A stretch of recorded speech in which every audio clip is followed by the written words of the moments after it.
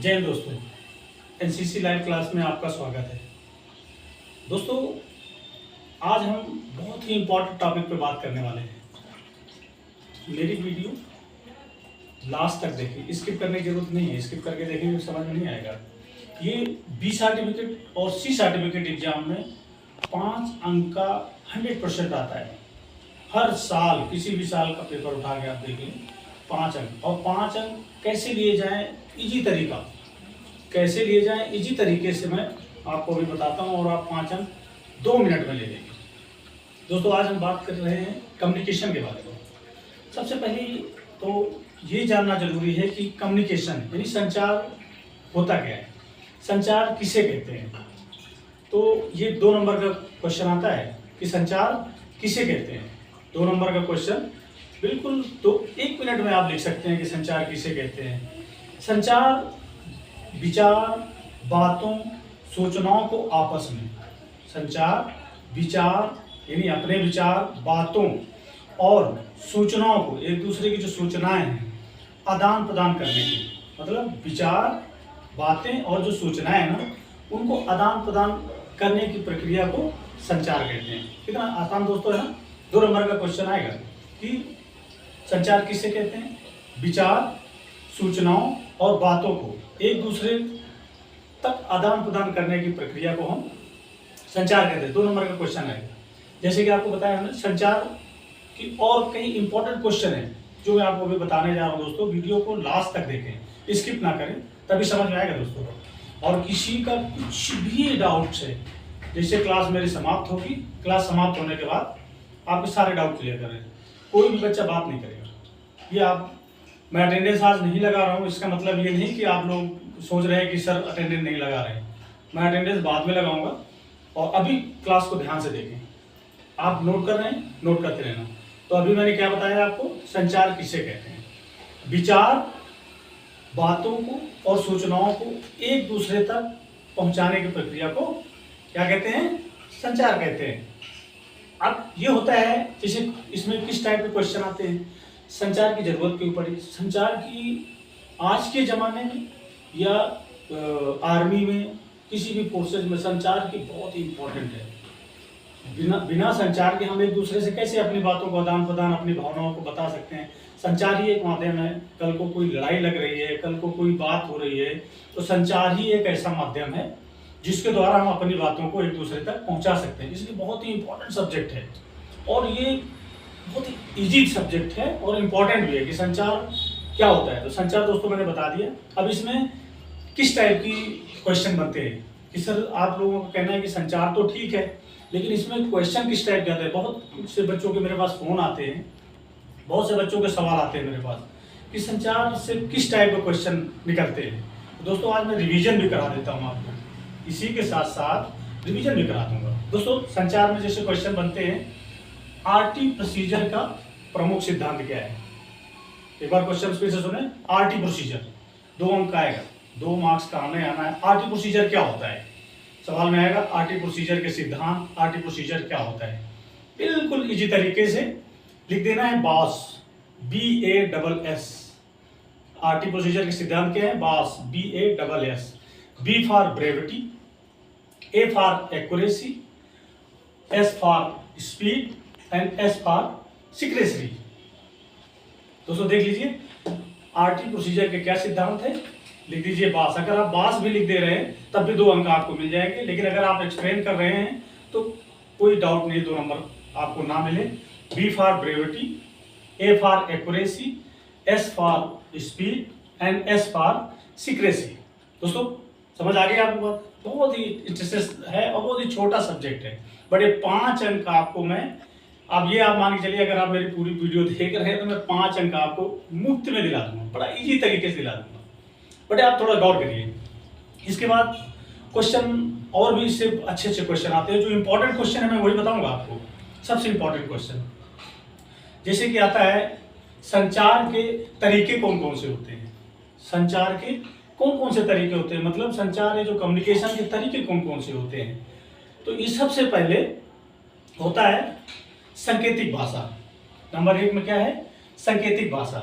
हम सांकेतिक भाषा से भी एक दूसरे संकेत समझ रहे हैं आप लोग, संकेत से हम संचार कर सकते हैं। अगर मैंने ऐसे किया तो इसका मतलब क्या है, मैं आपको बुला रहा हूँ तो ये संकेतिक भाषा हो गई। अगर मैं आपको ऐसे कर दिया या कोई भी एक सिंबल दे दिया मैंने, संकेत कर दिया, तो वो संकेतिक भाषा हो गई, है ना। लिखित भाषा ये भी संचार का माध्यम है कि मैंने आपको कुछ सूचना देना है तो कोई लेटर लिख के और आपको भेज दूंगा, तो वो भी तो एक संचार का माध्यम हुआ, लिखित भाषा। इसके बाद होता है लाइन कम्युनिकेशन। लाइन कम्युनिकेशन दोस्तों आपको पता ही है, जो लैंडलाइन फ़ोन व्यवस्था होती थी ना, पहले भी और आज भी है, उसके द्वारा।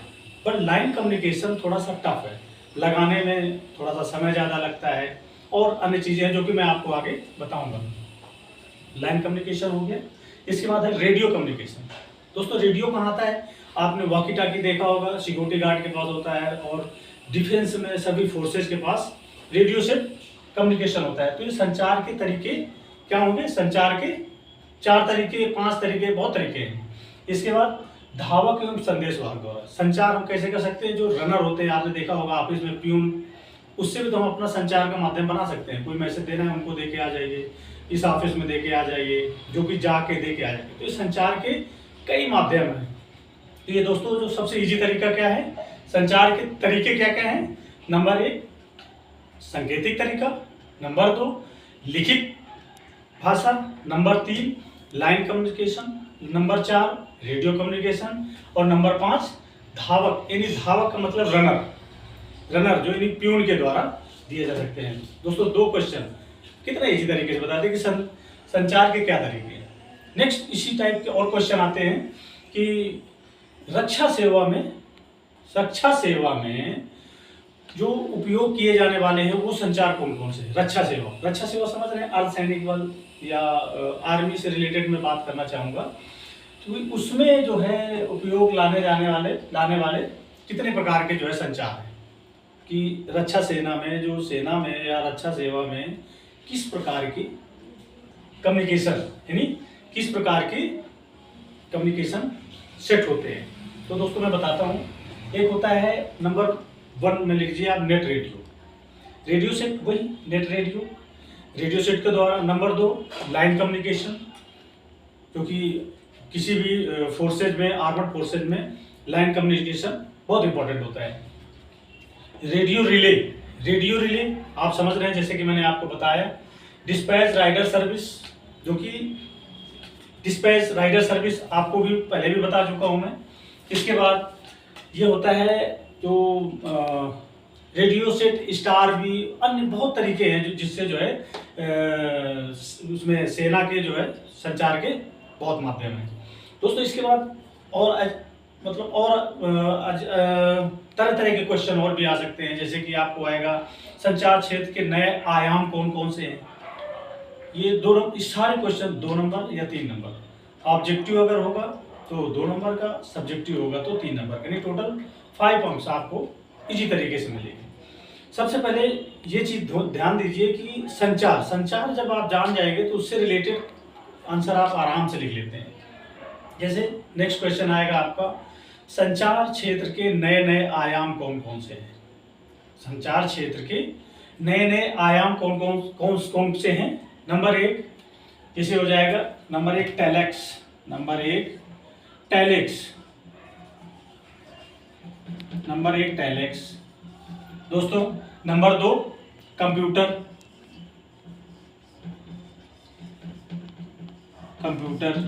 ठीक है। Number 1 telex, number 2 computer. Internet number 3 में हो गया दोस्तों। 4 पॉइंट भी लिख देंगे ना तो आपको 2 अंक 3 अंक आराम से मिलेंगे। इसके बाद होता है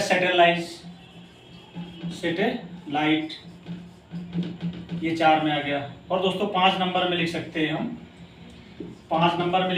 हम, वीडियो फोन,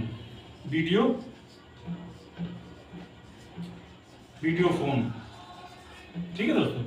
तो ये क्वेश्चन समझ में आ गया कि संचार क्षेत्र के नए आयाम कौन कौन से हैं, समझ आ गया दोस्तों। आसानी से लिख सकते हैं दोस्तों। इस वीडियो को ध्यान से देखते रहिए। लाइव क्लास मेरा कोई बच्चा एब्सेंट नहीं हुआ, कल 1-2 बच्चे एब्सेंट थे, बाद में फिर मेरे पास मैसेज आता है सर मेरा तो ये छूट गया वो छूट गया, तो इसको अभी देखते रहना। फिर भी ये वीडियो भी आपको बाद में मिलती है, आप मेरे वीडियो के माध्यम से भी दोबारा पढ़ सकते हैं या तो लाइव आके आप क्लास अटेंड कर सकते हैं। ठीक है, अभी नेक्स्ट क्वेश्चन, जैसे मिलाप से कौन कौन से साधन है, मिलाप के कौन कौन से साधन है। मिलाप समझ रहे हैं ना, मिलाप मिलाप हिंदी वर्ड है, आप तो समझ रहे हैं सारे लोग। मिलाप के कौन कौन से साधन है, नंबर 1 है प्रेषक, नंबर 2 है संदेश। प्रेषक मतलब क्या होता है, भेजने वाला। प्रेषक मतलब भेजने वाला, प्रेषक का मतलब होता है भेजने वाला। नंबर 2 है संदेश। नंबर 3 है संकेतीकरण, जैसा नाम वैसा काम। संदेश मतलब किसी को मैसेज देना, संकेतीकरण यानी किसी को संकेत करना। ये क्या है, मिलाप। मिलाप में संकेत से, संदेश से। इसके बाद क्या है, प्राप्तकर्ता या किसके माध्यम से। नंबर 4 क्या है, माध्यम, किसके माध्यम से हमारा मिलाप हो रहा है। प्राप्तकर्ता किसके माध्यम से प्राप्त हो रहा है। ये क्या है, मिलाप के कौन कौन से साधन है। दोस्तों ये कुछ इसमें क्वेश्चन फिक्स है जो मैं आपको बता रहा हूँ ना, ये क्वेश्चन फिक्स है, इन्हीं में से हर साल डाला जाता है। किसी भी साल का आप पेपर उठा के देख लीजिए, जबकि मेरे पास 5 साल 6 साल तक के क्वेश्चन पेपर हैं, मैं आपको अभी दिखाऊंगा, उसमें सब में बस इसी टाइप के क्वेश्चन आते हैं। ठीक है दोस्तों, तो क्लियर हो गया मिलाप से कौन कौन से साधन है। मिलाप के कौन कौन से साधन है, प्रेषक, नंबर 2 संदेश, नंबर 3 संकेतीकरण, नंबर 4 माध्यम एंड नंबर 5 प्राप्तकर्ता। क्लियर है दोस्तों, ओके। अभी आगे चलते हैं दोस्तों, क्वेश्चन नंबर 5। क्वेश्चन नंबर 5 में है रक्षा सेवा में संचार के प्रकार क्या क्या हैं। रक्षा सेवा में संचार के प्रकार क्या क्या हैं, मतलब कितने प्रकार का है जो संचार है। तो नंबर 1 लिख लीजिए आप, मॉडम। मॉडम क्या होता है, कंप्यूटर का मॉडम, वो भी हो गया। नंबर 2 फैक्स, फैक्स से भी हमारा संचार होता है, फैक्स करते हैं, आप लोग तो करते रहते होगे मोस्टली। फैक्स के द्वारा भी हम सेवा में जो है संचार की सेवा ले सकते हैं फैक्स के द्वारा। इसके बाद टेलिक्स, टेलिक्स यानी टेलिक्स क्या होता है, टेलिक्स यानी कंप्यूटर जो मेन होता है। टेलिक्स यानी कंप्यूटर यानी चौथे नंबर पे कंप्यूटर, और टेलिक्स कंप्यूटर यानी वही है रक्षा सेवा में जो संचार के कितने प्रकार के इस्तेमाल किया जाता है। ठीक है, और इसके बाद होता है सेल फोन। ठीक, आप 5-6 में से 4 भी लिख देंगे ना तो नंबर मिलते हैं अच्छी राइटिंग में। पेपर सबसे पहले आप लोग दोस्तों मैं बताना चाहूँगा जो कॉपी चेक करते हैं, मैं तो चेक करता रहता हूँ, पेपर लेता रहता हूँ, कॉपी चेक करता हूँ। जिसका पेपर लेआउट अच्छा है, अच्छी राइटिंग में लिख रहा है, बेशक 6 पॉइंट की जगह 4 पॉइंट लिख रहा है, उसको फुल अंक दिए जाते हैं, फुल अंक। बट क्या है कि राइटिंग अच्छी होनी चाहिए, पेपर का लेआउट अच्छा होना चाहिए, पूरे अंक मिलते हैं इसमें दोस्तों, बहुत आसान तरीके से। नेक्स्ट क्वेश्चन क्या है दोस्तों, सेना के अंदर उपकरण के नाम लिखिए। सेना के अंदर उपकरण के नाम लिखिए। जो सेना के अंदर संचार उपकरण, समझ रहे हैं, संचार उपकरण सेना के अंदर जो सिविल से नहीं सेना से रिलेटेड जो संचार उपकरण है उनके नाम।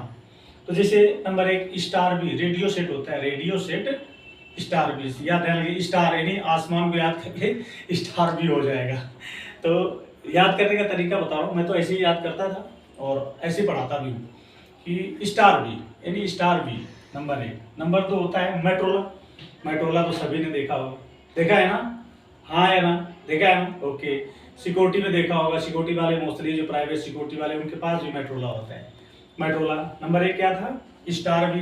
नंबर 2 क्या है, मेट्रोला। नंबर 3 क्या है, YPS मार्क 2। YPS क्या होता है, ये भी एक रेडियो सेट है जो कि सेना में होता है। ये बहुत ही प्राइवेसी और कॉन्फिडेंशियल, इसलिए मैं ज़्यादा एक्सप्लेन नहीं करूँगा इसमें, बट ये भी एक रेडियो सेट है जिसको हम शॉर्ट अब्रिविएशन में PBS मार्क 2 कहते हैं। एंड फोर्थ में क्या है, AMPRS, ये भी रेडियो सेट है, न्यू टेक्नोलॉजी का है। ये रेडियो सेट जो है न्यू टेक्नोलॉजी का है, AMPRS 25। दोस्तों अब इसमें और भी जो क्वेश्चन बनते हैं जो इम्पोर्टेंट क्वेश्चन है उसके बारे में बता रहा हूँ। जैसे कि इसमें क्वेश्चन आता है, मोस्टली आता है कि युद्ध क्षेत्र में संचार का क्या महत्व है। युद्ध क्षेत्र में क्वेश्चन क्या आएगा दोस्तों, बोलो, सुना आपने, युद्ध क्षेत्र में संचार का क्या महत्व है। युद्ध क्षेत्र में दोस्तों संचार का बहुत बड़ा महत्व है, तो इसको पॉइंट वाइज लिखना है। अगर ये सवाल आ जाता है, ये क्वेश्चन आ जाएगा तो ये तकरीबन 5 अंक आएगा। ये 5 का आएगा या तो 3 का आता है, 3 या 5 किसी में दे देंगे। अब दोस्तों अगर 5 का आता है तो तकरीबन 6 पॉइंट लिखना है आप लोगों ने, ठीक है दोस्तों। तो अभी हम क्या कह रहे थे, क्वेश्चन क्या है हमारा, युद्ध क्षेत्र में संचार का क्या महत्व है। तो दोस्तों नंबर 1 पॉइंट में क्या करेंगे, कमांडर और सीमा पर तैनात जवान, नंबर 1 पे कमांडर और सीमा पर तैनात जवानों के बीच आपसी कम्युनिकेशन, इससे क्या महत्व है, बीच आपसी कम्युनिकेशन करने के लिए इसका संचार की बहुत जरूरत पड़ती है। नंबर 2 में आता है शत्रु की पोजीशन, यानी शत्रु की जो सैन्य गतिविधियां हैं उनकी जानकारी देने के लिए। शत्रु की सैन्य गतिविधियां, मान के चलिए मैं कहीं बॉर्डर पे पोस्टेड हूँ और वहां से कुछ भी मुझे हरकत मिली, शत्रु की, दुश्मन की अगर कोई भी मुझे सूचना मिली, जानकारी मिली, उसको जो है अपने से सीनियर को आदान प्रदान करना। 2 पॉइंट हो गए। नंबर 1 कमांडर और जवानों के बीच में आपसी तालमेल के लिए। नंबर 2 दुश्मन की जो गतिविधियां हैं उसकी जानकारी देने के लिए, ठीक है। और तीसरा पॉइंट, इंपॉर्टेंट पॉइंट है, युद्ध की नीति में, यानी युद्ध की नीति में बदलाव। अगर युद्ध की नीति का बदलाव का मतलब समझ रहे हैं, जो युद्ध में गतिविधियां आएंगी, कोई मान के चलो कोई डिटेल हो गया, आप इधर से जाएंगे, हम इधर से जाएंगे, वो इधर से आएगा, अगर उसमें कोई भी बदलाव होता है तो हम कैसे कम्युनिकेट करेंगे, इसी संचार के माध्यम से ना, कम्युनिकेशन के माध्यम से करेंगे ना।